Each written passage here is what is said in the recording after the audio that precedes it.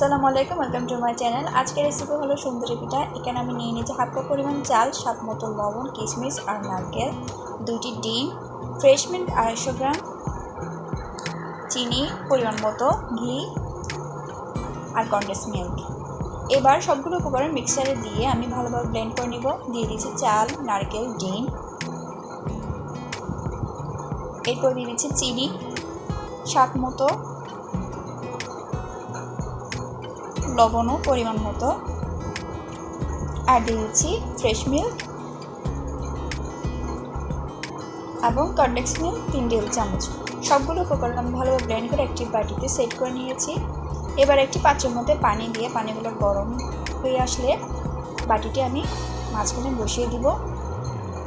এরপর দিয়ে দিচ্ছি ঘি 2 টেবিল চামচ। এরপর অনবরত নাড়তে হবে যতক্ষণ না এটি ঘন হয়ে আসে। এরপর ঘন হয়ে আসলে উপর থেকে কিছু পরিমাণ বাদাম আর কিশমিশ ছিটিয়ে দিব।